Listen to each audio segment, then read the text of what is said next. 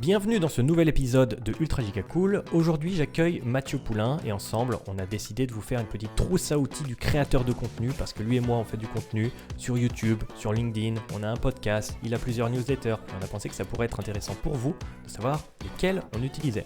J'espère que ça vous plaira. Si c'est le cas, laissez un avis positif là où vous avez trouvé le podcast. Sur ce, bonne écoute. Bonjour Mathieu, bienvenue dans le podcast Ultra Giga Cool. Comment ça va aujourd'hui ? Bonjour Gaëtan, écoute, ça va très bien. Merci.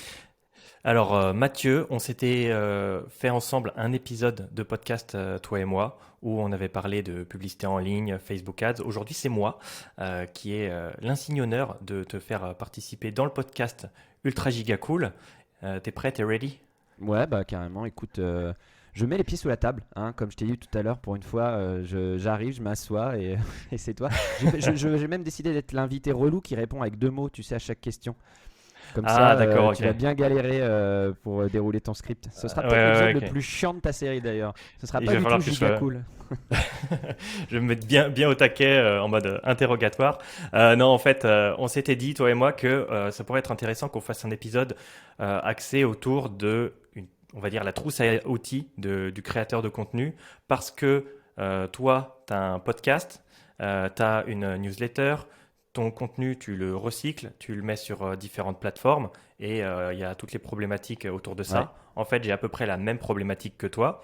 On a mis en place chacun certains process, on utilise des outils et ça peut être intéressant peut-être pour les gens qui s'intéressent à la création de contenu d'arriver à s'inspirer de ce qu'on fait pour commencer à mettre en place eux-mêmes leur petit processus. Mais là-dessus, toi qui connais parfaitement justement ta manière de t'organiser, dis-nous-en un petit peu plus sur ce que tu fais, ce que tu mets en place et on va commencer à dérouler comme ça. Ok, écoute, donc juste pour me présenter, moi je suis le producteur de Planète Ingé, donc le podcast qui donne enfin la parole aux ingénieurs dans le brouhaha des médias pour traiter de sujets d'actualité, transition écologique, tech, plein de choses, mais traités par des ingés, hein. Souvent c'est un peu l'angle mort dans les médias. On fait parler de technologie aux philosophes ou de transition écologique aux gens qui ont fait Sciences Po, mais on ne demande pas aux gens qui sont techniciens, donc je me suis dit que j'allais leur donner la parole. Ça me paraît cohérent. Et puis, je suis donc le fondateur de System Sales, qui est une entreprise qui vous aide à trouver des clients pour les dirigeants d'entreprise et les entrepreneurs freelance. Voilà. Donc, pour chaque plateforme, j'ai décidé il y a très longtemps de créer du contenu. Pour chaque... je teste encore en parallèle 2 newsletters, comme tu disais. Pendant un moment, j'ai traité le podcast pour System Sales sur la vente. Ça marchait très bien aussi, mais aujourd'hui, j'ai mis de côté pour être un peu plus généraliste. Et puis, je teste différents formats. Pour le sujet vente, je teste les formats live webinar que après je peux recycler en contenu. Pour Planète Ingé, je suis vraiment plus sur du podcast et la vidéo. J'enregistre aussi dernièrement la vidéo pour pouvoir recycler sur YouTube. En fait, j'écoute les retours aussi des gens qui me disent moi, j'aime pas écouter qu'en audio, je veux de la vidéo. Donc, j'ai écouté ça. Puis les outils qu'on a aujourd'hui nous permettent de faire du tout en un. C'est tout nouveau, c'est super. On en parlera justement. Tu me demanderas peut-être ce que j'utilise, mais on est sur la même plateforme là, donc voilà, ça quand même c'est une aide, et puis en fait finalement le podcast, le point noir, c'est de le faire connaître, le marketing. Mhm. Et aujourd'hui, si t'es pas présent sur les plateformes vidéo pour montrer et attirer les gens vers ce que tu fais, c'est pas simple, hein. Donc voilà, je sais pas, c'est une introduction, tu me dis, hein, continue. Non, mais c'est exactement ça. En fait, au début, il y a la genèse d'un projet. Ok, j'ai une idée, j'ai envie de parler de tel ou tel sujet, que ce soit en vidéo, en audio, les deux, pourquoi pas.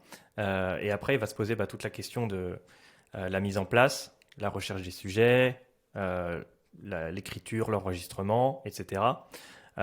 Du coup, c'est de ça que je te propose qu'on parle. Je prends un exemple tout simple, l'enregistrement d'un podcast. Déjà là-dessus, on a testé des trucs différents. Par exemple, le podcast qu'on enregistre actuellement, il a lieu sur un logiciel qui s'appelle Riverside, où on peut se voir en visio comme un peu sur Zoom, sauf que derrière, il y a un enregistrement qui est fait. Donc moi, je vais récupérer à la fin du podcast la vidéo et le son de nous deux dans la meilleure qualité possible pour la redistribuer derrière sur les plateformes que je veux. Toi, qu'est-ce que tu as testé sur ton podcast, sur les différents épisodes et pourquoi? Moi, j'ai commencé l'enregistrement de façon très simple. C'est-à-dire, à un moment donné, quand on lance une émission, il faut se lancer, c'est principal. Donc, il y a 2 ans, quand j'ai commencé les premiers épisodes, j'étais sur Zencaster. Donc, Mhm. Zencaster permettait d'enregistrer audio et vidéo déjà, mais je me prenais pas trop la tête avec l'utilisation de la vidéo. J'enregistrais vraiment le son. Et puis après, je faisais du montage sur Audacity. Mhm. Qui permettait de faire du montage très quali, c'est gratuit. Il faut aussi rechercher l'économie quand tu lances ton émission parce que C'est les clair. outils, t'as vite fait de te noyer et de dépenser par-ci par-là. Mais bon, après, tu te rends compte que tout ça, c'est consommateur de temps. Donc, moi, personnellement, je voyageais une fois par semaine à Paris. Donc, j'avais le temps dans le train, en fait, de faire le montage de l'épisode de la semaine. Et du coup, bah, c'était pas trop une contrainte, en fait. C'est après, quand mon emploi du temps s'est un peu chargé. Moi, j'ai 40 ans, hein, je travaille comme toi, je suis papa de 2 enfants, voilà, donc il y a beaucoup de charges. Donc le temps devient une contrainte. Quand madame m'a vu monter les podcasts le week-end, bon, au Mhm. bout d'un moment, tu commences à prendre des cartons, cartons jaunes, cartons orange, cartons rouges. Donc voilà, il faut, quand on cherche des outils, il faut aller à la recherche du temps. Bon, pour revenir à ta question, je commençais sur Zencaster, pardon, ça marchait très bien. Et puis, quand j'ai mis en pause cet été, j'ai redémarré, cherché un outil pour faire aussi en même temps de la vidéo et du live. J'ai testé Restream. L'inconvénient de Ouais. Restream, c'est qu'il est très performant sur le live. Donc, je l'utilise beaucoup pour System Sales pour faire des webinars ou du live. Parce qu'il est très facile à utiliser. On peut organiser il crée l'événement sur la plateforme comme LinkedIn ou Facebook. Mhm. Mais l'inconvénient, c'était le traitement de la vidéo derrière. C'est-à-dire que quand tu avais une vidéo par exemple sur le format horizontal comme ça, il était horizontal. Si tu le faisais Mhm. horizontal, bah, tu le sortais en horizontal et du coup après tu étais un peu bloqué sur l'utilisation parce que quand on va recycler sur d'autres plateformes en vertical, en réel, sur Facebook, Insta, etc. ou TikTok, bah, en fait on était bloqué. Donc on a discuté ensemble et puis tu m'as dit bah tiens essaye Riverstream parce que Riverside pardon riverside.fm parce que il te permet après, lui il garde un enregistrement et il te permet de faire un extrait soit un format horizontal, après la même chose en format vertical. Et j'ai trouvé ça hyper pratique. Donc là aujourd'hui, je suis sur Riverside. Ouais. Alors, tu touches du doigt un truc que je trouve super important en 2023 et sans doute au-delà. Ça va être la possibilité de recycler son contenu, de en gros bombarder autant de plateformes que possible avec un minimum d'efforts. Tu l'as dit déjà, rien que le montage d'un podcast, ça peut être un petit peu de travail. Donc, comment arriver à multiplier le contenu? Ce que tu disais, c'est sur Riverside, on enregistre. Moi, je suis dans un carré là. Toi, tu es dans un autre carré. Et quand je vais récupérer la vidéo, s'il met un carré à gauche, un carré à droite, j'ai un format paysage. Et s'il met un carré en haut, un carré en bas, j'ai un format téléphone. Comme ça, je peux mettre sur YouTube, je peux mettre sur Spotify en vidéo. Je peux mettre aussi en TikTok, Instagram Reels, YouTube Shorts, etc. Tout ça, à la base, ça part d'un seul contenu et c'est top. Et tu parlais de live. On a fait un live sur le podcast précédent. Je me suis un petit peu planté, mais il y a toujours des problèmes techniques. Et tu peux aussi, du coup, balancer des contenus comme ça sur plein de plateformes en même temps. Restream a l'air très fort pour ça. Donc, tu as testé sur quelle plateforme Bah, Restream en en fait live, par exemple? ouais, Restream tu peux envoyer en même temps sur LinkedIn, YouTube, Facebook. Il y en Mhm. a d'autres, hein, tu peux faire Twitch et tout, etc. Ce que je trouve dommage, mais ça c'est plus lié à LinkedIn, je pense, c'est que tu n'as pas d'interaction avec. C'est très difficile d'avoir une interaction avec les gens. Ils Mhm. peuvent poser des questions dans les commentaires, tu as dû t'en rendre compte, mais en fait tu as un lag. Moi souvent j'ai mon portable à côté, je regarde le live sur le portable pour avoir les commentaires en Mhm. direct parce que la remontée dans Restream, et je pense pas encore une fois que ce soit Restream, mais j'avais le même problème avec StreamYard, hein. Et d'ailleurs, StreamYard, je sais pas, je recommande pas trop. J'étais un peu déçu quand même. Mais ça, c'est Mhm. entre parenthèses. Mais voilà, l'interaction avec les gens, elle est compliquée. Alors, nous qui sommes podcasteurs, enfin, toi, tu es un nouveau podcasteur, mais tu as bien de te débrouiller. Bah, c'est pas très grave Mhm. parce qu'on a l'habitude de parler sans avoir de retour. Mais quand tu Mhm. fais un live, en fait, l'idée, c'est d'avoir quand même des interactions avec ton public. Donc bon, mais bon, là-dessus, Restream était assez facile d'utilisation et puis en plus pendant le live, t'as une petite console de producteur, donc tu peux balancer un écran, tu peux couper la vidéo enfin, tu peux arranger les images, tu peux faire un peu de montage, tu peux afficher un commentaire de quelqu'un qui a mis un commentaire dans le chat. Je trouve que c'est pas mal quand même pour ça. Bah ça, j'avoue que c'est pour avoir regardé un petit peu les logiciels et j'ai mis longtemps à choisir. Restream, ça avait l'air intéressant pour ça en effet parce que comme tu disais, enfin, t'as des petites fenêtres contextuelles qui te disent il y a un mec qui a mis un commentaire Facebook, t'as un mec qui a mis un commentaire LinkedIn et tu peux comme ça voir ça en direct. Ça a l'air chouette. Moi, j'aime bien ce côté-là. Bah, justement, admettons, tu pars d'un live, ça t'en fait un contenu live, ça te fait un contenu YouTube, Spotify, etc. Donc, vachement cool. Euh, il y a l'étape d'après, parce qu'on parle quand même d'un podcast. Un podcast, initialement, c'est de l'audio. Ouais. Moi, j'utilise un truc, et je crois que toi, tu en utilises un autre. J'utilise Encore, c'est Anchor, ça appartient à Spotify. Et en gros, depuis Riverside, là, c'est magique.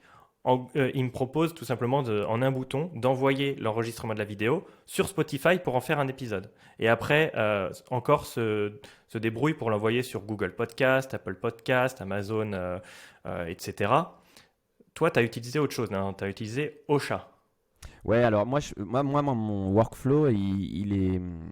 En fait, j'aime pas prendre tel quel ce que j'ai enregistré et le balancer direct en fait. Mais Mhm, ouais. effectivement, quand tu crées un podcast, il te faut une plateforme de diffusion. Enfin, non, il faut une plateforme, un hébergeur.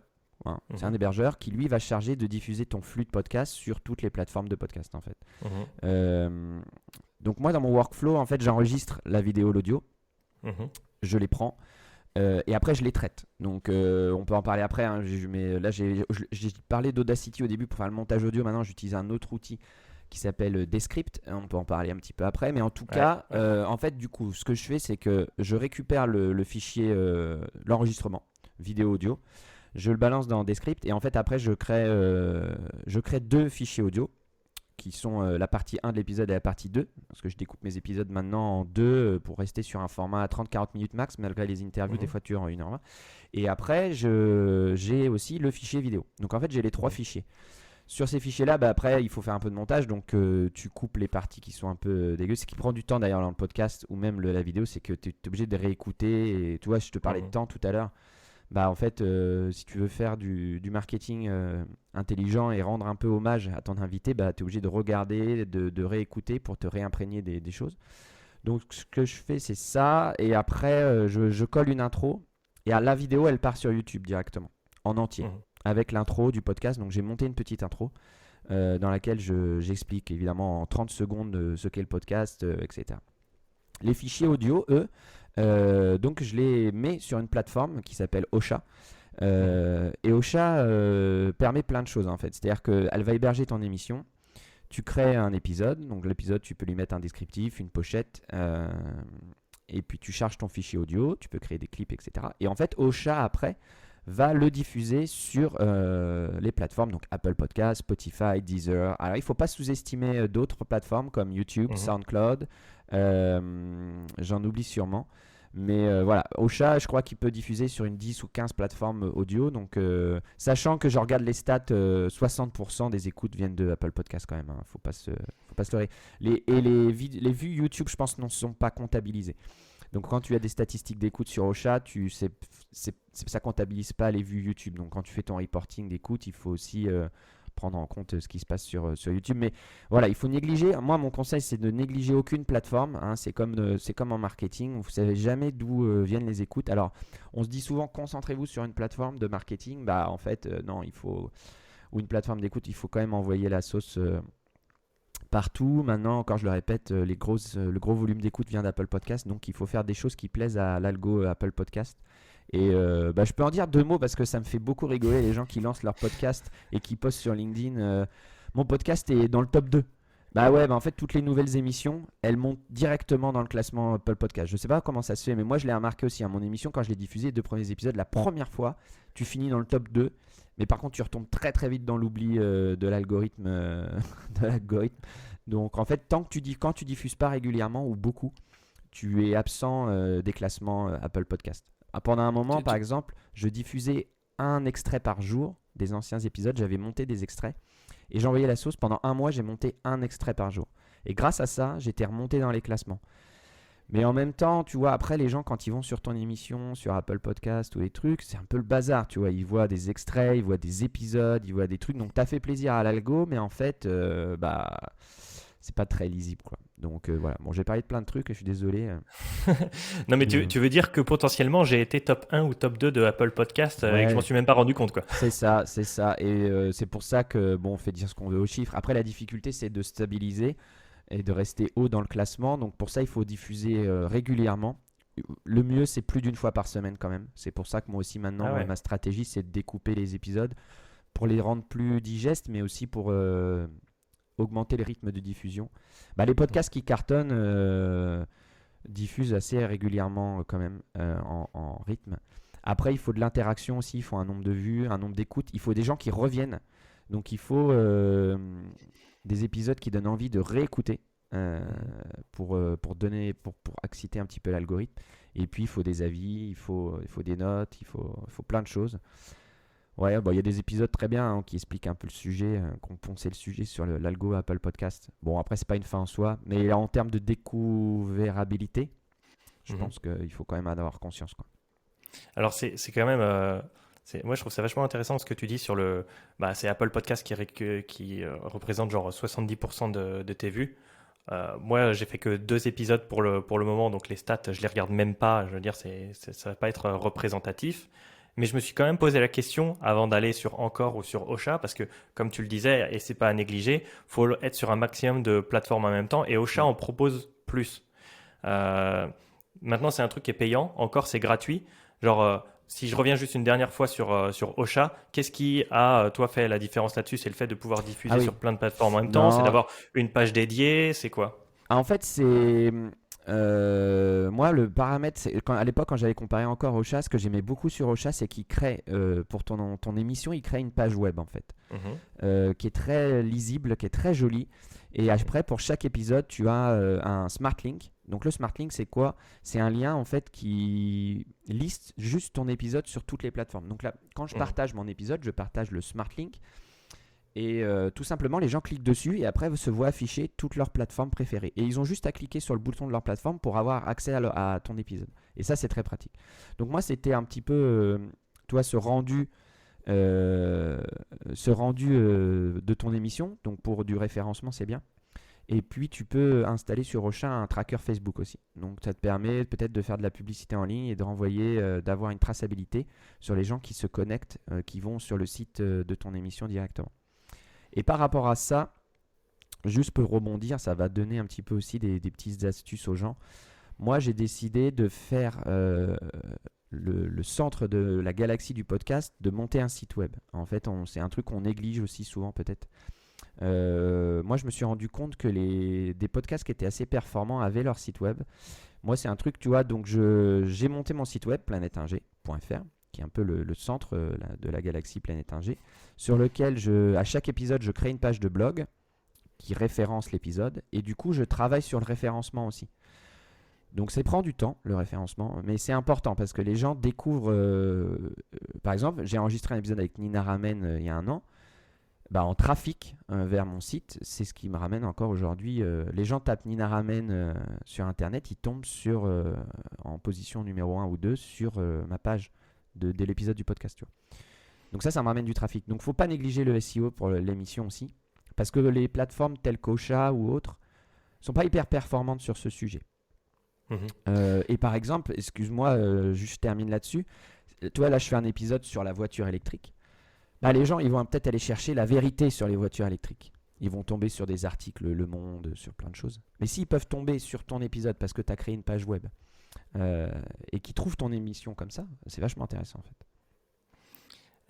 Alors, j'avoue que bah, déjà, ça demande plus de temps, mais si ta stratégie, c'est de capitaliser sur le long terme, d'avoir un blog, etc., j'en connais plein qui le font. Moi, j'ai pas encore les ressources pour le faire et je vois que ça marche très bien pour eux, donc je trouve que c'est une bonne idée. Ça me donne envie de le faire et toi, tu le fais.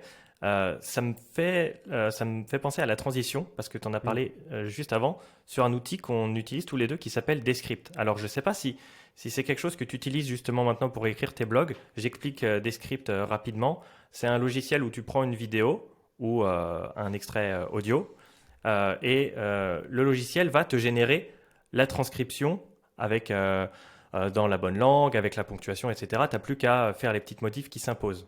Donc là, j'imagine que peut-être dans ton nouveau workflow, ce que tu fais, c'est t'enregistres l'épisode, tu le balances dans des scripts et ça te fait, pour ainsi dire, un article de blog qui est prêt à l'emploi, qu'à copier-coller d'une certaine manière, ou c'est pas tout à fait Alors, ça? j'en ai rêvé de faire ça et en fait, Mhm, je le fais pas. Pourquoi? Parce que c'est très long d'analyser une transcription mhm, et de la synthétiser en fait.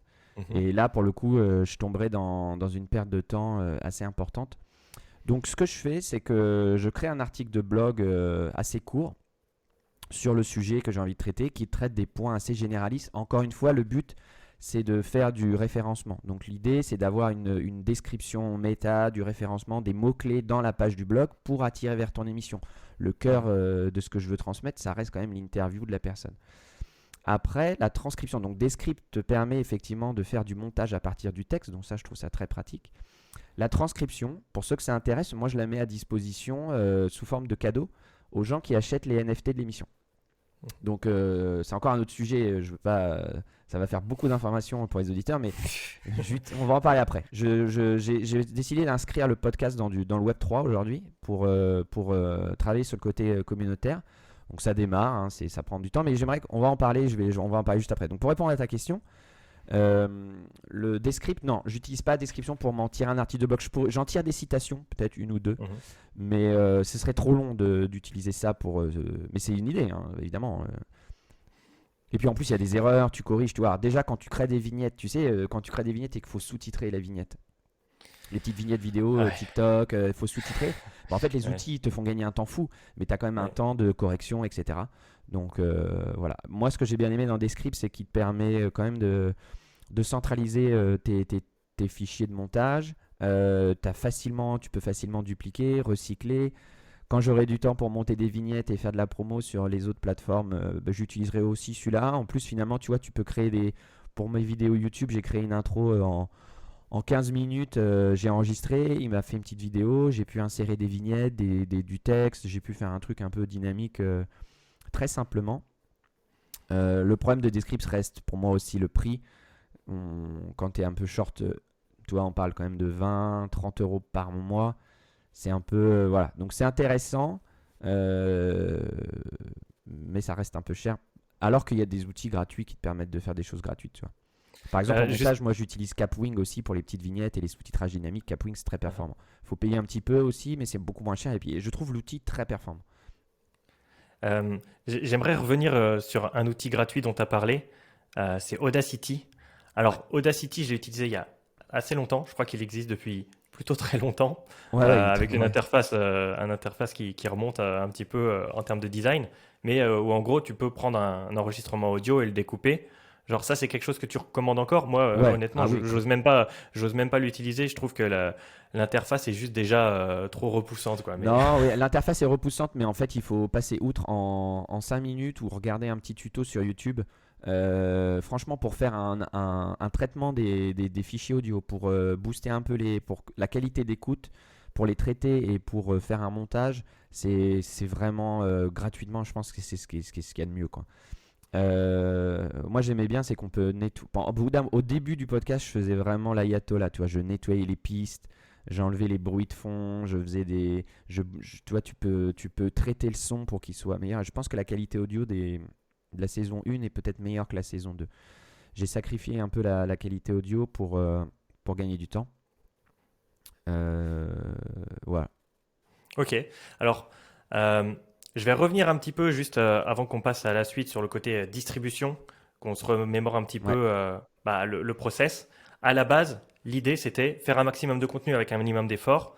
On a pris ce parti de filmer ça parfois en live avec Restream ou Riverside, récupérer ce contenu et le balancer sur toutes les plateformes de podcast. Donc on a déjà un contenu live, un contenu vidéo si on l'enregistre et on attaque sur tous les podcasts. Ensuite, on va pouvoir procéder au montage, à l'édition des vidéos, que ce soit avec du Audacity, avec du Descript, si on veut faire le montage directement de la vidéo depuis le script. Donc là, on commence à avoir un truc qui est propre, qu'on va pouvoir redistribuer sur différentes plateformes. L'objectif à la fin, c'est de faire en sorte qu'une personne voit un petit bout du podcast sur YouTube, s'abonne sur YouTube, du coup aille écouter le podcast. Dans le podcast, il entend qu'il y a une newsletter. La newsletter l'emmène vers LinkedIn et à la fin, en fait, on touche un maximum de personnes. Toi, aujourd'hui, tu es présent sur quelle plateforme? Comment tu te débrouilles?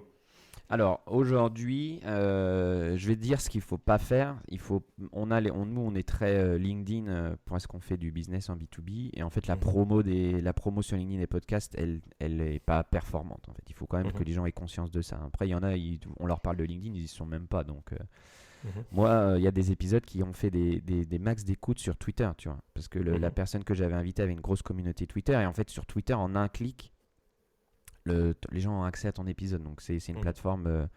Donc en termes de promo, tu vois, sur les réseaux sociaux, il ne faut pas négliger Facebook, il ne faut pas négliger Insta, il ne faut pas négliger Twitter, il ne faut pas négliger LinkedIn. Finalement, si tu n'as pas un podcast qui s'adresse aux freelances, peut-être le tien, il trouvera son audience sur LinkedIn, mais si tu n'as pas un podcast... Moi, j'ai 8000 ingés dans mon réseau LinkedIn, j'ai pas eu 8000 écoutes par épisode, c'est un truc, mhm, j'ai un... Bon, ça c'est le premier point. Le retraitement des vignettes, bah en fait, après la difficulté, c'est de faire du contenu qui s'adapte à chaque plateforme. C'est un mantra pour toi. Mais par exemple, si on fait une vignette TikTok et qu'on met juste les deux têtes des interviewés qui papotent pendant 30 secondes sur TikTok, est-ce que ça va faire du reach? Je pense pas. Je pense qu'il faut rendre la vidéo dynamique, il faut entrecouper, il mhm. faut mettre une musique mélancolique. Euh, je dirais, moi, c'est un peu mon talon d'Achille. C'est qu'aujourd'hui, euh, j'ai mon workflow, tu vois, qui me prend Mhm. une demi-journée par semaine pour, je te disais, réécouter l'épisode, monter l'épisode, créer la page de blog, diffuser l'épisode sur YouTube, diffuser l'épisode sur les Ocha, programmer l'épisode, préparer une petite promo, un carrousel. Un carrousel, le Canva, tu peux en faire une petite vidéo. Toi, ça se prend une demi-journée à peu près. Ouais. Après, tu vois, m'atteler à découper l'épisode en petites vignettes, le monter, l'envoyer sur LinkedIn, YouTube Short, les Reel Insta, TikTok. Ben, en fait, je pense honnêtement, ça me prendrait une deuxième demi-journée. Et c'est une demi-journée que j'ai encore du mal à prendre parce que Mhm. c'est pas un plaisir pour moi de faire ça. Tu vois. Autant je prends du plaisir à interviewer un invité, je prends du plaisir à d'autres choses. Mais créer des vignettes, c'est pas un plaisir. Alors, j'ai testé un outil, on peut le mentionner aussi. Il était Ouais. en vente sur AppSumo. J'ai testé Shopcast. Et la promesse de Shopcast était pas mal. Alors, il n'est pas assez performant, donc aujourd'hui, j'ai laissé tomber. Mais la promesse était forte. C'était qu'en fait, tu chargeais ta vidéo, ton épisode de audio, et en fait, en détectant les mots, il te créait des clips automatiques sur des thématiques. En français? Alors, l'outil n'est pas dispo en français, c'est Ok. pour ça que j'ai laissé un peu tomber. Mais bizarrement, il créait des clips en faisant de la traduction de. Bon, voilà. Donc après, l'outil en est au début. Il est en vente sur AppSumo. Donc les gens qui y croient peuvent l'acheter pour pas très cher. Et voilà, croiser les doigts pour que ça suive. Moi, j'avais contacté la personne qui est en charge de ça. Il m'avait promis le français pour le premier trimestre 2023. Mais si ça fonctionne, c'est très prometteur parce que pour les créateurs de contenu, là, c'est banco. Tu peux avoir tes clips créés en 5 minutes et puis après, à la limite, tu peux t'amuser à les rendre dynamiques sur un autre outil ou les monter ou je sais pas, même les envoyer à ton monteur. Si tu es un monteur vidéo, on en avait parlé financièrement, je sais pas combien ça coûte par épisode, mais voilà. Et c'est toujours pareil, si tu as un budget, bah, tu peux te prendre un petit monteur, tu lui envoies le fichier audio vidéo et puis il peut peut-être te faire des vignettes sympathiques comme d'autres l'ont fait avant nous. Il y a une vraie problématique là-dessus, hein. Tu l'as dit, les coûts s'accumulent. Tu multiplies Ah ouais, les c'est ça. outils, tu multiplies les abonnements. Après, si tu fais appel à un monteur, bah, potentiellement tu payes par vidéo. Il faut arriver à trouver un peu son équilibre. Au début, de toute façon, tu n'as pas trop le choix. Tu prends les outils les moins chers, tu fais une partie du montage toi-même et tu attends que ça prenne. Ça t'apprend à utiliser la plateforme et tout et tout. Mais bon, moi, je trouve qu'il y a une étape qui est de plus en plus nécessaire. J'en parlais au début de podcast, c'est d'arriver à être sur un maximum de plateformes. Et Ouais. là, la problématique, c'est être contextuel, avoir un TikTok qui passe bien sur TikTok et un YouTube Shorts qui passe bien sur YouTube. Donc, toi, tu m'avais dit que sur YouTube Shorts, notamment, des fois, tu voyais que tu avais quand même Ouais, voilà. de bonnes perfs. Alors, dis-nous un petit peu ce que tu as identifié, ce que ça t'a apporté. Voilà. Alors c'est rigolo parce que donc j'ai recréé une chaîne YouTube Planète Ingé parce que la première saison c'était System Sales. Donc j'avais une chaîne YouTube System Sales aujourd'hui que je consacre que au live de la vente, etc. Mais qui avait une quarantaine d'abonnés, mais qui venait que pour la vente. Donc j'ai recréé une chaîne Planète Ingé. Mais en utilisant de façon automatique. Alors là je l'ai fait de façon automatique en utilisant tu sais l'outil là Repurpose. Haha. Mhm.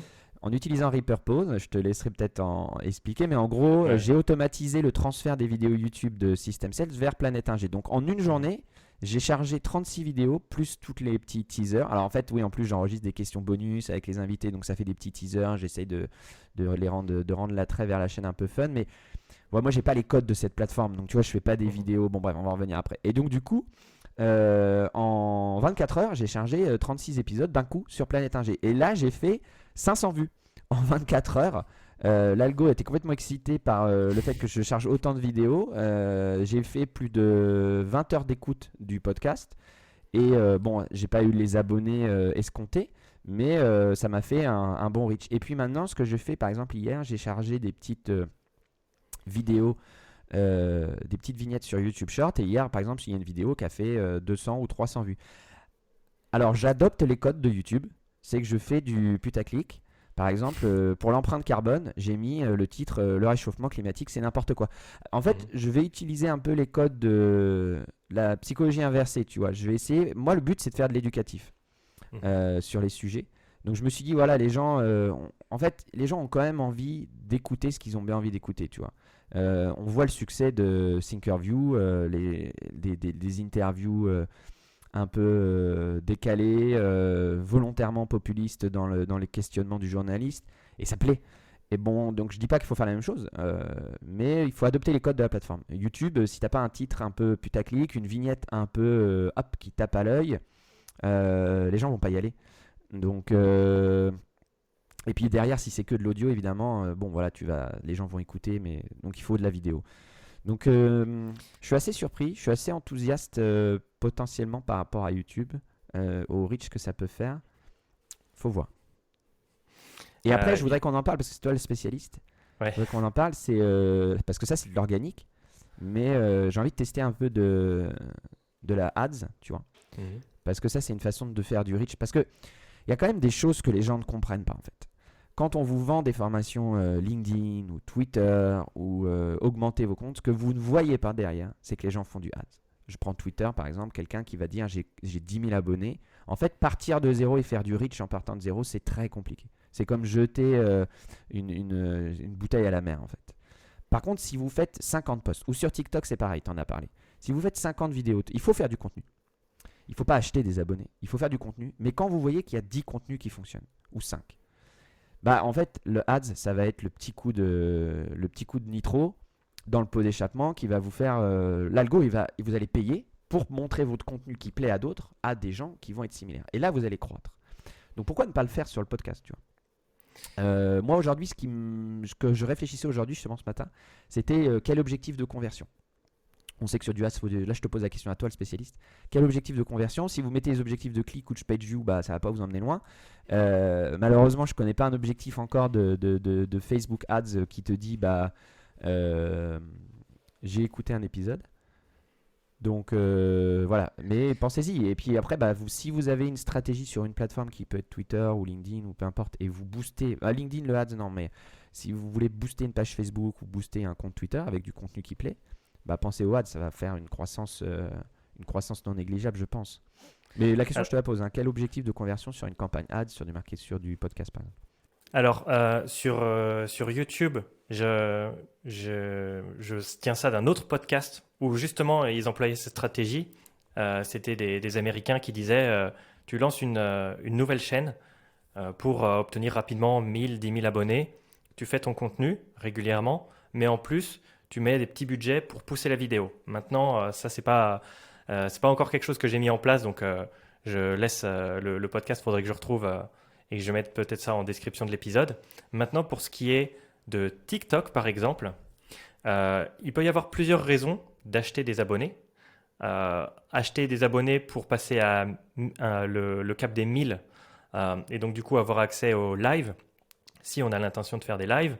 Mais sinon, en gros, acheter des abonnés, ça sert à rien. Il y a juste les gens, ils vont avoir un gros bouton qui leur dit voulez-vous vous abonner, oui, non. Et Ah voilà. oui. Et sinon, par rapport à ce que tu disais, qui est très juste, au début, faire de la quantité, ça permet à l'algorithme potentiellement de trouver des vidéos qui marchent bien. Et ces vidéos-là, les amplifier avec du paid. Comme ça, on peut casser les scores et c'est très cool. Et au contraire, si on a une vidéo sur laquelle on a mis beaucoup d'efforts et dans laquelle on croit, mais qui n'a pas eu les performances qu'on voulait, peut-être qu'on peut justement lui donner une espèce de deuxième vie avec un petit coup de ads pour potentiellement lui donner assez de vues et que les gens fassent en fait ce contenu il est bien et que la vidéo explose. Mais ça c'est pas garanti. Maintenant par rapport aux objectifs dont tu parlais, là je vais parler de TikTok exclusivement parce que j'ai testé des trucs. Euh, Tu peux donc faire un objectif d'achat d'abonnés. En début 2022, moi, ça me coûtait 4 centimes l'abonné. J'ai testé avec une centaine ou plus, juste pour avoir un peu de chiffres. Et là, en fin 2022, ça me coûtait dans les 20-30 centimes. Donc, ça a bien augmenté. Et on a testé ça aussi sur le compte d'une cliente au Royaume-Uni. Et c'était dans les 30-40 pounds. Donc, c'est encore un petit peu plus cher. Ah oui, d'accord. Voilà, donc c'est une stratégie qui est intéressante. Mais encore une fois, c'est si tu as du budget, si tes objectifs c'est de croître rapidement, ça peut valoir le coup, quoi. Bah après, bon, là, je parle essentiellement de Planète Ingé, hein, mais quand vous êtes sur votre business à vous, qui est votre gagne-pain, faut pas hésiter à utiliser ces tactiques-là parce que bah, c'est des coûts. Mais derrière, bah, si vous avez des rentrées de leads ou de prospects, évidemment, je vais pas vous pas faire une discussion économique là, mais c'est juste de la logique. Ce qui est difficile sur le podcast, qu'on parle de podcast aujourd'hui, c'est que quand tu n'as pas de rentrée d'argent ou de sponsor, moi je commence à avoir de la rentrée d'argent sur le podcast. Donc ça c'est Mhm. intéressant. Euh, Principalement c'est pour payer les outils et éventuellement passer le cap au-dessus de payer du ads ou un monteur vidéo pour faire connaître sur la plateforme. Tu vois, c'est un budget, mais c'est un budget qui peut être bien utilisé pour faire connaître ton émission en fait. On Mhm. n'a rien Ouais. sans rien. Mhm. Euh, Après il y a les aspects communautaires aussi, on n'en a pas parlé, mais voilà, il y a des gens qui créent des communautés. Je prends l'exemple de Scalesia. Le gars, il avait 20 000 abonnés sur sa chaîne, sur sa newsletter. Le jour où il diffuse son premier podcast, le gars, il fait 1000 écoutes, tu vois, ou Mhm. 2000 écoutes. Et il dit j'ai cassé comment faire une méga émission. Ben non, tu as juste une audience déjà que tu arrives à reacher sur un sujet qui les intéresse. Donc voilà, très bien, je te tire mon chapeau. Mais ne pompe pas un post, mec, pour nous expliquer que tu as pété voilà, t'as pété le podcast, rien du tout. Enfin, t'as fait une interview de 2 heures comme tout le monde fait, et puis t'as diffusé sur ta newsletter. Donc chapeau, mais c'est, voilà. Bon. Euh, Après, il y a aussi Flavie qui a cassé le truc avec des épisodes très courts, snack, freelance, et qui en a fait la pub quand on a fait la pub qui diffuse sur LinkedIn. Le public c'est LinkedIn, donc ça va. Mhm. Et je sais pas trop aussi, il faudrait lui demander comment elle a cassé le game là-dessus, mais elle diffuse tous les jours, tu vois, avec son contenu snack aussi. Marketing Square, elle diffuse tous les jours des petits épisodes. Tu vois. Ça joue quand même, hein. Ça joue pas mal. Je t'en parlais tout à l'heure. Donc, euh, donc voilà, bon. Mais oui, bah, si tu as un petit budget, après, c'est l'idée de faire rentrer du sponsor aussi, tu vois, pour utiliser ce budget pour déléguer une partie des tâches. Tu vois, moi, j'ai mon workflow, il est écrit. J'ai ma stratégie marketing, elle est écrite. J'en fais que 30% parce que j'ai pas le temps de faire plus aujourd'hui. Mhm.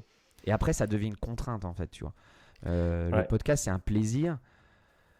Moi, idéalement, tu vois, moi, j'aimerais bien raconter une interview. Moi, mais les podcasts que j'écoute le plus et que j'adore, par exemple, si je prends euh, je vais pas avoir le nom en tête. Je vais regarder en live les The Others, tu vois. Les mecs, des podcasts d'aventuriers.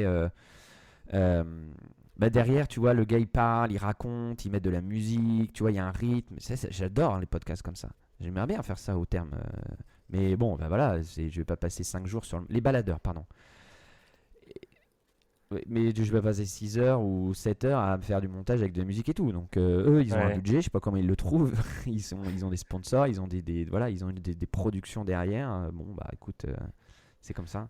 Mais et Euh, puis après, bah, il y a l'aspect collectif. Alors moi, j'essaye aussi, donc je voudrais en parler quand même un petit peu, c'est qu'il y a un outil qui s'appelle uncut.fm qui te permet, pour les podcasteurs, justement, d'orienter ton podcast vers la notion de collectif, de communauté.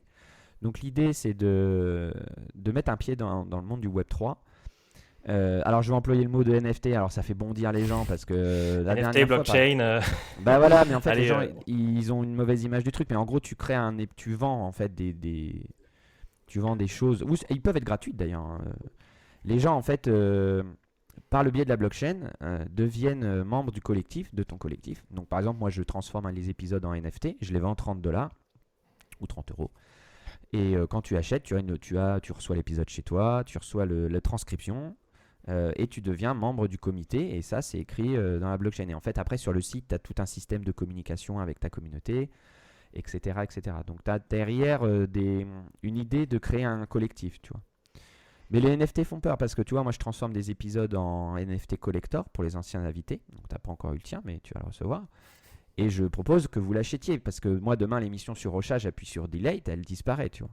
Mhm. Et toi, tu te dis, bah moi, mon épisode avec Mathieu, il était super. C'est la première fois que je passais sur un podcast, j'ai envie de le garder. Et bah, tu peux l'acheter et garder. Il est inscrit dans la blockchain. Il disparaîtra pas, tu vois. Ou toi, tu reçois le fichier audio chez toi, tu mets dans un coffre-fort. Et puis voilà. Donc, c'est un peu l'idée derrière, moi, de demander aux auditeurs ou aux anciens invités qui veulent participer à l'aventure d'aider à la production, mais pas que, tu vois, derrière il y a derrière après il y aura un comité, Flavie le fait déjà sur le board, il y a un comité de médias, Carlos Diaz le fait sur Silicon Carnet, il y a une communauté très active sur WhatsApp, et il y a un comité média, etc. Ça dépend de ce que tu veux faire de ton émission, mais c'est un outil, ça c'est un outil qu'on peut mentionner, parce que c'est un outil qui est intéressant pour ça. En fait, il te permet de minter des NFT en 3 clics, quoi. Donc, en fait, là, on est en train d'aborder un peu la partie monétisation du podcast, où d'une manière ou d'une autre, tu as une communauté qui peut-être achète des NFT, Ouais. qui se rapproche de toi pour tes services, etc. Ça m'amène vers, je dirais, la dernière partie de notre trousse à outils. Sur le côté NFT, je vais pas être le mieux placé parce que j'en ai Non. pas mis en place, donc je serai pas pertinent. Par contre, il y a un truc qu'on a mis en place tous les deux et sur lequel j'aimerais parler, dont j'aimerais parler, ça va être évidemment la newsletter, parce qu'on en a parlé à plusieurs reprises Ouais, de la ouais, tienne. ouais, ouais. Parce que toi, tu es sur Substack. Ouais. Moi, j'ai essayé Substack récemment, j'ai supprimé, je suis revenu sur Sending Blue pour des raisons dont je parlerai après. Ouais. Est-ce que toi, tu peux nous parler de ton expérience sur Substack, pourquoi tu es allé là-dessus, qu'est-ce que tu as découvert et tout, parce que je trouve que c'est un outil qui est quand même vachement sympa. Alors, Substack, au début, moi j'envoyais ma newsletter sur Sendinblue, c'est-à-dire que les gens étaient abonnés, ils avaient téléchargé un livre blanc, après je les nourrissais avec du contenu que j'envoyais par email. Mhm. Et, euh, et puis voilà, c'était sur System Sales. Donc, j'avais pas fait de newsletter pour le podcast encore. L'inconvénient, c'était le taux d'ouverture qui était un peu dépendant de ton domaine, etc. Alors, en passant sur Substack, j'ai un taux d'ouverture qui passait de 30 à 40%. Mhm. Donc il y a une meilleure délivrabilité. La lecture est facilitée parce que les gens reçoivent, enfin je sais pas le format. En plus après tu peux être découvert directement par la base de données, le référencement SEO, etc. Tu as un historique de tes newsletters, c'est-à-dire que les gens accèdent à un historique s'ils veulent aller regarder les newsletters précédentes, ils peuvent ça avec Sendinblue. Et c'était compliqué de garder un historique de ce que tu avais envoyé aux gens. Et puis les gens n'avaient pas accès aux anciennes newsletters. Donc je trouvais l'outil assez performant pour ça. Voilà. Donc j'ai basculé System Sales sur Substack et j'ai créé une newsletter pour le podcast. Alors la newsletter System Sales, elle fonctionne très bien parce que dedans c'est du contenu créatif et j'ai la même newsletter sur LinkedIn. Donc en fait je mets moins de contenu sur LinkedIn, mais du coup les gens et je mets le lien d'abonnement Substack dans LinkedIn en fait. Donc les gens à la fin, abonnez-vous, ils ont le lien Substack et pas le lien LinkedIn. Le but c'est quand même de mettre les gens dans Substack. Donc sur System Cell ça fonctionne bien.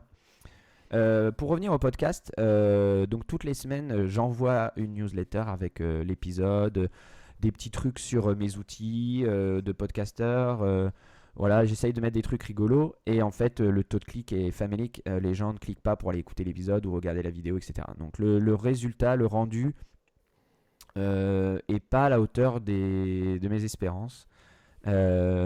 J'envoie aussi la newsletter sur la page entreprise LinkedIn, mais je pense que c'est aussi une perte de temps.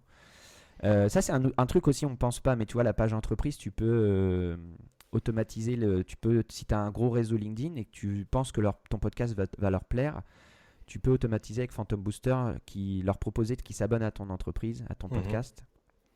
Et puis après, une fois que tu as un nombre d'abonnés assez conséquent, pof, tu sors la newsletter. Et en fait, sur LinkedIn, il y a un truc intéressant, c'est que quand tu crées ta newsletter, il la propose à tous tes abonnés, mais la première fois seulement. Donc, du coup, D'accord, tu peux, ok. par exemple, quand j'ai fait la newsletter System Sales sur LinkedIn, j'ai eu 1000 abonnés d'un coup, en 24 heures, qui ouvrent toujours la newsletter LinkedIn. Ok, Mais pour faire 1000 magnifique, abonnés, j'avais rapide. 8000. Mais oui, et ça, c'est fou. Tu vois, alors que si tu as 10 personnes sur ta page entreprise, tu crées la newsletter, bah, tu vas galérer à obtenir. Les gens vont pas s'abonner à la newsletter LinkedIn. Bon, c'est très compliqué. Moi, je trouve que le rendu pour l'instant, on me l'a dit, hein, on m'a dit 2 newsletters, t'es un fou, déjà d'en faire une bien, etc. Donc, je pense que la newsletter Planète AG va mourir de sa petite mort et je vais rebalancer les épisodes. Mais les gens me disaient, on veut pas entendre parler du podcast sur System Sales, les gens de Planète AG, tu vois. Et donc, j'ai voulu satisfaire tout le monde, mais en fait, je pense que ça m'apporte pas grand chose d'avoir les 2 newsletters aujourd'hui, en fait, c'est sûr. Mais si tu combines tous tes efforts dans une seule newsletter, par contre, tu penses que tu vas t'y retrouver quelque part. Parce que je voudrais pas qu'on s'arrête sur la newsletter, ça sert à rien. En tout Ah cas, non, c'est ah pas non, non, mon non. avis. Moi aujourd'hui, alors sur le podcast, je mets en doute l'intérêt. Très honnêtement, Mhm, c'est pas mhm. l'objectif prioritaire. Comme on l'a dit Ouais. avant, l'objectif prioritaire pour moi, c'est créer du contenu sur le maximum de plateformes possible. Euh, Ce qui en a découlé, pour avoir quand même le fil rouge de ce qu'on a dit, c'est créer le maximum de contenu sur toutes les plateformes, Yes. obtenir une monétisation rapide ou dans n'importe quel moyen pour essayer de t'aider là-dedans et pouvoir sous-traiter ou financer la création de contenu pour la découvrabilité. La newsletter, c'est quand je pense que quand tu commences à avoir un nombre d'abonnés ou un nombre d'écoutes, tu vois, qui tourne autour des 500, 1000 peut-être, là tu peux peut-être dire aux gens, allez-y, toi en intro d'épisode, dire allez sur ma newsletter. En fait, c'est pareil, quand tu démarres ton épisode, tu as un appel à l'action. Tu as l'attention des gens pendant 20 secondes. Donc si tu leur l'appel à l'action, c'est aller sur la newsletter, ça va être génial. Bah les gens, voilà, c'est ça. Moi, mon appel à l'action aujourd'hui, c'est acheter des NFT et coproduire l'émission avec moi. Donc Mhm. on peut pas tout poursuivre comme objectif. Euh, mais ma newsletter System Sales, ma newsletter System Sales, c'est un pivot de ma stratégie de solopreneur. Parce que aujourd'hui, tu vois, hier, j'ai 1000 abonnés. Les gens aiment ou aiment pas, mais j'ai 1000 abonnés. Alors d'ailleurs, un autre tips de newsletter, à la fin, j'ai incorporé un formulaire de feedback ultra rapide avec un autre outil. Il faut donner les noms, c'est ça, parce que c'est une émission sur les outils. Donc je vais la donner. C'est un truc que j'ai Faut qu'on les découvert. retrouve. Ouais. Ça s'appelle Simple Feedback for Your Newsletter. Mhm. Donc il y a 3 clics à la fin de la newsletter. Vous aimez pas ou c'est neutre. Tu peux en mettre que 2 d'ailleurs. Et bah avec ça, j'ai déjà j'ai du feedback qui remonte et ça c'est super. Et pour revenir à la newsletter, tu vois, hier j'avais besoin d'interviewer des solopreneurs ou des entrepreneurs pour un truc. J'ai envoyé par la newsletter et j'ai eu 10 retours. Oui, oui, on veut bien. Donc en fait, pour la création d'une communauté, la newsletter c'est quand même hyper puissant. Et donc après, faut choisir sur quel pilier tu performes le plus. Mais pour le podcast, tu vois, Alors, doute. j'ai entendu à plusieurs reprises d'autres créateurs qui sont très installés, très gros. Euh, L'argent est dans la niche. Pardon, l'argent est dans la liste. L'argent est dans la liste. Mm. Qu'est-ce que ça veut dire ça? C'est en gros les gens qui veulent monétiser leur contenu. Généralement, ça se fait avec la création d'une newsletter dans laquelle tu peux avoir cette relation un petit peu de proximité avec ton audience et après, derrière, leur vendre des produits, des services, faire de l'affiliation, etc. Et ça passe par une newsletter. C'est pour ça que je me suis permis d'insister sur le truc. Toi, côté Substack. Moi, je disais côté Sendinblue, il y a un truc qui a beaucoup marché avec moi, c'est de proposer une formation gratuite à Facebook Ads où j'ai eu plusieurs centaines d'inscrits à la newsletter via ça. Et c'est la raison pour laquelle je suis revenu à Sendinblue et pas Substack, parce que Substack, tu peux pas justement te faire des petits scénarios où si la Exactement. personne fait telle action, alors elle reçoit tel mail, segmenté, etc. Donc Exactement. autant Substack, ça a l'air très bien pour te faire découvrir et pour avoir une archive quoi, où les gens tout simplement ils peuvent consulter ton contenu. Euh, Sendinblue et d'autres là comme je sais pas MailerLite et compagnie. Là, tu peux plus avoir des stratégies un peu marketing et ça me plaît. En tout cas, il faut juste choisir l'outil qui nous plaît et à la fin arriver à créer sa communauté et apporter suffisamment de valeur pour Ouais, bah arriver à en après, tirer quelque chose, quoi. complètement. Après, tu es propriétaire de ta liste d'abonnés. Donc moi, je fais des extraits réguliers entre Substack et Sendinblue et je charge les uns dans les autres en fait. Par contre, ce Ouais. que j'ai remarqué, c'est que les gens qui téléchargent un livre blanc détestent recevoir une newsletter derrière. La moitié, c'est des abonnés, tu vois. Donc c'était pas Mhm. intéressant. Tu vois, les abonnés à ta newsletter, c'est vraiment les aficionados, tu vois. Moi, Mhm. tous les 30 jours, je leur envoie un message. Si vous aimez pas mon contenu, désabonnez-vous, tu vois. Mhm. J'ai pas de problème avec ça. Je préfère avoir 500 aficionados et un taux d'ouverture qui va dépasser les 50% que de me coltiner 2000 abonnés et un taux d'ouverture à 20%. Tu vois, ça n'a aucun sens. Toi, tu es sur un écosystème. Toi, ton business, ton podcast, tout ça, c'est cohérent. Tu es sur une seule marque. Moi, Mhm. j'ai pris le choix d'avoir un podcast qui parlait pas que de vente Mhm. sur un autre écosystème. Donc, du coup, ça m'a demandé de dupliquer le truc et pour l'instant, bah, c'est compliqué. Après, de ramener. Toi, si je supprimais la newsletter Planète Ingé et que je la crée et que j'incorporais dans mon autre newsletter en disant bah tiens, il y a un épisode sur ça. Bah d'ailleurs, je vais le faire, je vais tester, on va voir si les gens sont. Mais ça polluerait aussi la newsletter sur la vente, tu vois. C'est parce que la newsletter sur la vente, elle a un objectif quand même d'emmener vers un tunnel, de donner du contenu et d'interagir avec les gens, hein, évidemment. Mais il y a quand même un objectif business derrière. Donc les gens, tu les emmènes sur un tunnel vers un produit ou un truc. Donc voilà, pas mélanger tout. Évidemment, 2 fois plus de boulot. Et encore une fois, quand tu es sur un écosystème unique comme le tien, bah ouais, t'as raison. Et regarde, moi j'avais même d'ailleurs, t'as appelé ton podcast Ultra Giga Cool. Mhm. Bah moi j'avais posé la question à Stan Leloup. Est-ce qu'il faut un nom pour le podcast, un nom pour son business, un nom pour un truc? Et il m'avait dit non, t'es pas connu, t'es personne, une seule marque. Donc quand j'avais Mhm. créé le podcast, j'avais créé le podcast System Sales, tu vois. Mhm. J'aurais peut-être dû m'y tenir, l'avenir nous le dira, mais aujourd'hui d'avoir changé de nom, ça me permet d'avoir des nouveaux types d'invités, d'avoir, tu vois, d'avoir fait autre chose. Mais toi, tu aurais peut-être dû faire un podcast Gaëtan Hamel, en fait.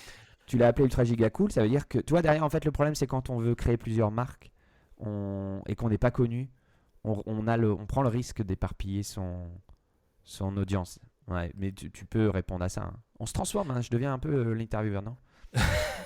Non, écoute, je te laisse développer parce que tu as plein de choses à dire et puis c'était justement l'intérêt de cet épisode.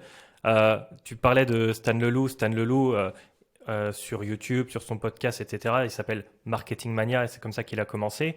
Donc, bon, de ça, je comprends qu'à partir du moment où tu as une marque et que tu restes cohérent avec, bah, c'est bon pour la développer. En tout cas, moi, c'est le parti pris que j'ai fait. Et comme toi, je me dis, bah, on verra si l'avenir me donne raison. Non, mais En tout après, tu cas, vois, si ton business c'est ultra giga cool et que le nom est super en plus, donc. Euh, ou toi, c'est Gaëtan Hamel, ton site, on trouve c'est Gaëtan Hamel. ouais, bah, en fait, pour l'instant, c'est gaëtanhamel.com. Mais avant de lancer le podcast, j'ai réussi à réserver un domaine qui s'appelle ultragiga.cool et j'ai Ah trop oui, hâte de d'accord. l'utiliser. Euh, donc, je vais configurer ça, mais bon, c'est encore à faire. Mathieu, si tu le veux bien, j'ai l'impression qu'on a fait un petit peu la grande boucle, c'est-à-dire qu'on est parti du début, l'identification d'un projet. On s'est dit, bon, ce projet, on va le filmer, le capturer, l'adapter, le diffuser et on est allé jusqu'à le monétiser via une newsletter. Donc, on a fait un petit peu le tour de la question, à savoir comment faire et quels outils utiliser pour pour faire un maximum de contenu, être sur un maximum de plateformes du mieux possible. Maintenant, je voudrais pas passer à côté de quelque chose. Est-ce que toi, à ce sujet, il y a d'autres trucs qui t'auraient échappé, des sujets, un truc, une petite pépite là que tu voudrais nous glisser, que tu as oublié de nous parler jusqu'à présent? Euh, si je vous dis que la pépite c'est Canva, vous n'allez pas me croire en fait, donc non. Euh, ouais, en termes de transcription, on a parlé. Moi, j'ai utilisé Nuta aussi, hein. Nuta, c'est vraiment Mhm. très performant en termes de qualité parce que Descript, je trouve, en termes de qualité de la transcription, c'est pas encore ça. Donc, Nuta, en fait, vous permet de générer des sous-titres automatiquement sur vos vidéos et à partir directement de YouTube. Donc si vous avez oublié de sous-titrer, d'ailleurs du coup ça me fait penser à rajouter dans mon workflow. Une fois que vous avez chargé votre vidéo sur YouTube, vous mettez la vidéo dans Nuta, elle vous crée les sous-titres et vous chargez les sous-titres sur YouTube directement. Euh, ça c'est j'ai un outil, mais je le garde, je vais pas le dévoiler ici en fait. parce qu'il me permet de générer des titres SEO, il me permet de créer du texte, il me permet de faire plein de choses. Donc celui-là, je vais le garder secret. Ok, ce sera peut-être dans ta newsletter à aller C'est chercher ça, pour mais le. bon, en fait, après, on en parle beaucoup, hein, ChatGPT, moi j'utilise pas ça, mais les outils d'aide à la création, à l'écriture, en fait, Mhm. quand on a des workflows denses et un temps limité, il faut pas les négliger, en fait. Mhm. On n'est pas là pour écrire des rédactions et d'avoir 20 sur 20 Mhm. auprès de la maîtresse. Moi, ma newsletter, je l'écris à la main. Ça me prend déjà pas mal de temps, tu vois. Donc, quand je crée un blog ou quand je crée des trucs, des fois, bah, tu as besoin d'aide. Et moi, je vois ça d'un très bon œil, qu'il y ait des outils qui sortent pour t'aider à enrichir ton contenu, justement, de choses écrites. Bah, j'avoue que là-dessus, 2023 a déjà commencé assez fort avec ChatGPT. On en entend parler un peu partout. On en entendra parler dans cet épisode, hein, vu qu'on vient de l'évoquer. Je te remercie pour encore ces petites pépites. Mais Mathieu, maintenant qu'on approche de la fin de cet épisode, là, je me tourne une dernière fois vers toi. C'est où sont les plateformes pour aller te retrouver? C'est quoi le mieux pour te trouver sur tes différents réseaux, newsletters? La parole est à Oui, toi. oui, bah écoute, c'est très gentil. Donc Mathieu Poulain, déjà sur LinkedIn, évidemment, mais je vous conseille plutôt d'aller sur donc planetag.fr pour aller découvrir le podcast, écouter un petit peu des sujets d'actualité avec les meilleurs ingés. Il y a un petit raccourci, c'est podcast.planetag.fr si vous voulez aller directement écouter les épisodes, c'est beaucoup plus simple. Et puis après, pour ceux qui ont des problèmes d'acquisition client, mais je pense pas qu'il y en a beaucoup qui nous écoutent ici, mais vous pouvez toujours aller faire un tour sur systemsales.fr. Voilà, bah, il y a YouTube, on l'a parlé. Alors TikTok, il y a des choses sur TikTok, mais pas trop autour du podcast, plutôt autour de la vente. Et puis Insta, il y a mon Insta Planète Ingé. Alors l'Insta Planète Ingé, je diffuse toutes mes pochettes d'épisodes, mes vignettes, les coulisses de l'émission. Il y a les newsletters. Bon, allez sur planèteingé.fr, ce sera déjà le bon début. Je vous l'ai dit, c'est le cœur du système solaire du podcast. C'est ça le problème quand on est sur toutes les plateformes à la fois, c'est qu'on va dire, C'est je ça. suis sur Apple, je suis sur Spotify, je suis sur machin, et à la fin, t'en finis plus. Non, mais ça me fait penser qu'il faut que je mette les liens vers les réseaux sociaux sur le site, parce que je ne l'ai pas fait. Ouais, c'est pas une mauvaise idée. Ok, ok. Mathieu, merci beaucoup pour ta participation. Pour la fin de cet épisode, je vais faire comme au début. Je vous mets un petit jingle pour nous mettre bien une dernière fois. Voilà, c'était ultra giga cool. J'espère que ça t'a plu. Avant qu'on se quitte, je t'invite à partager le podcast autour de toi. Il est disponible en vidéo sur Spotify, et oui, mais aussi sur YouTube ainsi que sur toutes les plateformes de podcasting de ton choix. Ça me ferait très plaisir d'ailleurs si tu pouvais me laisser un avis positif là où tu l'as regardé. Sur ce, je te laisse, on se dit à la prochaine pour un nouvel épisode. Ciao ciao.